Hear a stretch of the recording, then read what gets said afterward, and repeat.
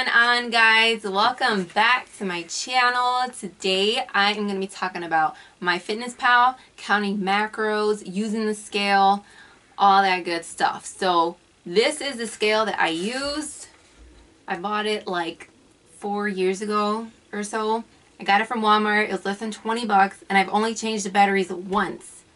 That was last year. It goes from ounces to grams. So there are several different applications that you can use for counting your macros. I use MyFitnessPal. I've always used MyFitnessPal, and it's really user friendly and it's easy to use. So you can download it on your phone, you can download it on an iPad, and you can even log in from a desktop computer with MyFitnessPal. So anyways, I have it on my phone. When you first get it onto your phone, it's going to ask you a series of questions so that they can get like macro numbers set out for you. It'll ask you like your height, your weight, your age, if I'm not mistaken, and then it's going to give you some numbers. From my experience, the numbers that MyFitnessPal gives you are not good numbers. They're usually way off. Everyone that I know that has gotten numbers from MyFitnessPal, and I've seen those numbers, like they're just way off from what that person should be consuming. So my advice, don't take those numbers. If you need numbers, you can always try to figure out your own. There's different sources online, or I'm an online fitness coach. One of the things that I do is give people macro numbers, so you can always reach out to me. But aside from that, when you're going to be logging stuff, there's a couple of things. So your goals, right? I put my starting weight, my current weight, my goal weight. Well, all this is old, but basically you can put your information in there. This is the important part right here, your calories.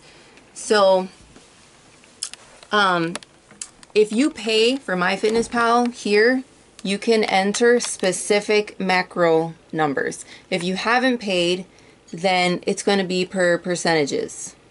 And the percentages are not always accurate. So just keep that in mind. You can't, like some people just set it to 0, and then with setting it to 0, you just know what your target numbers are. I just put these in, and when you go to your diary, you go to your diary and you click this pie up here, it's going to show you your nutrients. So it's going to show like your protein, your carbs, your fiber, your fat. Once you eat something, so like today, example, I've had 65 grams of protein, 53 carbs, and 11 fat. Okay, this is not accurate because I've eaten other things that I haven't logged, but this is just for showing you guys. So it's going to show these are the numbers that are left.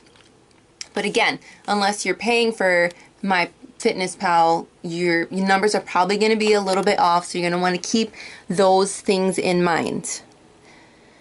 Now, for logging stuff, your diary, so there's a couple different ways. So again, you saw these are all the meals. You can change the name of the meals too, just so you know. Like you can do breakfast, lunch, dinner, and snacks, whatever. I have it meal 1. So let's say your first meal is going to be 2 eggs.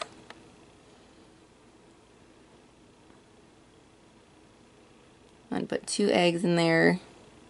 And then let's say you're going to do 3 egg whites.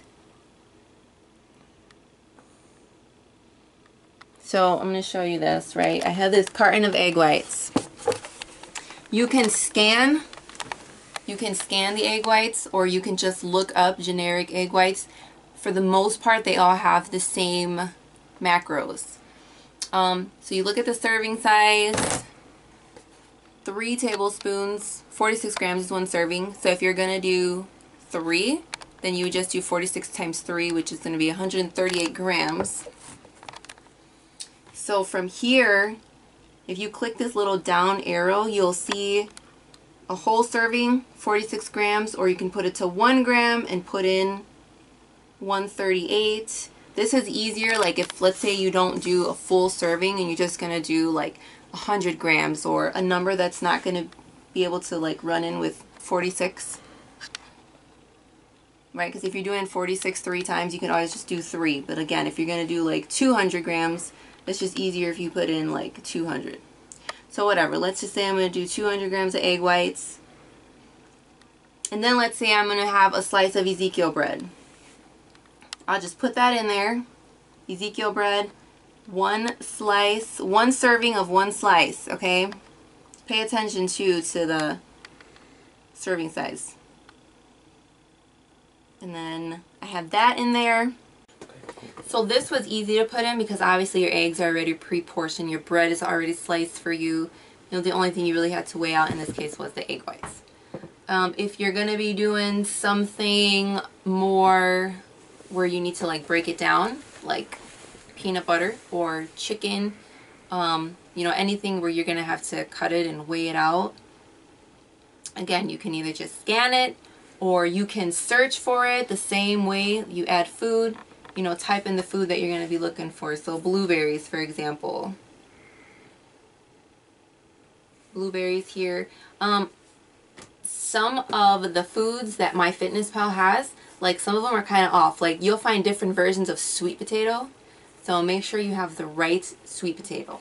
If you don't know what the right sweet potato is, you can just Google nutrition facts for whatever that food is, whatever fruit and vegetable or whatever it is. Google what it is and then it'll give you the right nutrition facts, and just make sure you match it up with the correct one in here. Alright, if you ever want to delete anything, hold it down, delete entry. If you want to delete all of it or more than one at the same time, you click on this like pencil looking button up there. You can click the whole meal or whatever and then delete. Next thing. So weighing out like rice and noodles. What I would recommend is, so there's, depending on the amount of water that you use, like your rice and your noodles can weigh different. On average, it's anywhere from 2 to 3, once the noodle and the rice is cooked, it's anywhere from like 2 to 3 times its actual serving size. So the noodles are usually like 2 ounces. A serving size is usually 2 ounces dry. After it's cooked, it'll weigh anywhere from like 5 to 6 ounces. But that's not always right. It really varies. So if you're like very strictly counting, and you want to make sure you get the right numbers, what I would recommend is that you weigh out your rice and your noodles first. So let's say you're going to do 3 servings of noodles. So you're going to have 6 ounces dry. Cook those. Once they're done cooking, drain them, put them in a different container or whatever, and weigh out those noodles by themselves. Whatever that weight comes out to be, divide it by 3. And that's going to be your serving size. The same thing is going to go with the rice. Once it's all cooked, put it all in a separate container, weigh the whole thing together, and then divide it by however many servings you put in. And that's how you're going to get like your accurate number. If you go to a friend's house and you're going to grab rice, it's going to be hard to say what you're going to, like how many carbs you're really going to be taking in. It's harder to estimate. Even taking in, like if you just take a measuring cup and you take in like half a cup, depending on how much water they use or even the type of rice or noodle, it's going to vary. So for tracking purposes, if you're going to be really strict about it, the best way is to do it yourself, count it beforehand, and then, like I said, divide it. If you're making a meal that is going to require more than one ingredient, there is a way also to be able to track that. So what you have to do, come over here to like the menu, the main menu. On your main menu, you go to recipes, meals, and foods. From your recipes, meals, and foods, these are all things that I've put in already. So you create a recipe. You can add it from the web if you're going to be doing it identical to the website, or you can enter them manually. You're going to need the name of the recipe, the serving sizes. So let's say you're going to make lasagna. Obviously that has a lot of different components to it. So you're going to want, let's say you're making a smaller one that's going to be 4 servings, then you would just put your lasagna, you put your 4 servings, you hit next. Let's see if I could find something already done. Okay, so you would put the name in, you put the number of servings. So like these pancakes made 10 servings. I put in everything that was in them. Milk, how much milk, butter, how much butter, the applesauce, egg whites, the flour. I put in the amounts. I put in the serving size. When I'm done with it, I would basically click done, and it's going to divide it all for me. So it's showing me here that one serving of the 10 has 152 calories, 26 carbs, 4 fat, 5 protein. So you can do that with pretty much any recipe. You just have to make sure that you measure everything out, you weigh it out, you put it in there, put in the right serving size, and it'll divide it all for you. So it's really convenient. It's pretty easy to do. The other thing is, it's best to weigh your food after it's been cooked already. So your chicken, your meats, all that stuff. It's better like weighing it once it's already been cooked. So with counting macros, it's a little bit difficult in the beginning because you have to be, it's kind of difficult in the beginning because you have to pay attention to what you're doing, and you're going to be on your phone a lot, like putting stuff in, and it might be a little bit difficult. And once you get the hang of it though, it's really simple, like really, really easy.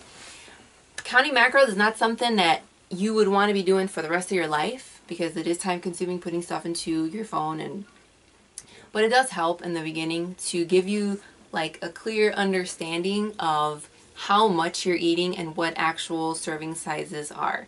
When I first started counting macros, I was really surprised to know like how cheap a tablespoon of peanut butter is. It's so tiny. A tablespoon of butter is like nothing. It's nothing, and it's really high in fat. So it just gives you a good idea as to like actual serving sizes, how much you're eating. The other thing is that if you have like specific body goals and you're sticking to the same numbers and you know what you're tracking everything you're eating, it's easier for you to be able to tell like what's working for you and what's not. So let's say you're trying to bulk up and you're dropping weight instead every week. Well, then you know obviously you're going to need to up your calories, you need to up your carbs, maybe up your fat, your protein a little bit. All cases vary, but you know, it makes it easier for you to be able to tell. Let's say you're trying to cut and you keep gaining weight. Well, then you know you need to adjust your numbers. So it helps you to be able to manipulate what you need to do. So if you're going to like, let's say you would rather like eat intuitively, that's totally fine. I would still recommend that you at least track your macros for 2 to 3 weeks so that you can just get a grip again of like serving sizes and what you're eating and how much of it. That way you have a better idea, you know, like what is 4 ounces of chicken, what really is a 6-ounce steak, you know. So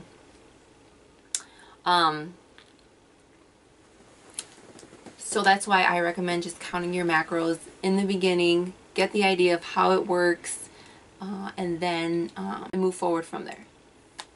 The other thing is, if you're going to be tracking loosely, you're probably not going to care so much about your sugar in your coffee or ketchup, sauces, things like that. But if you are going to strictly be tracking, ketchup, the amount of ketchup you put on your food adds up. Definitely you want to count the sugar that you're going to be putting in your coffee because a teaspoon is 4 carbs. Most people put like several tablespoons, so that totally adds up. The same thing with your creamer. Like those little things add up. So I would also recommend tracking, like for those of you that are totally beginners, tracking how much, like how many condiments that you're putting on.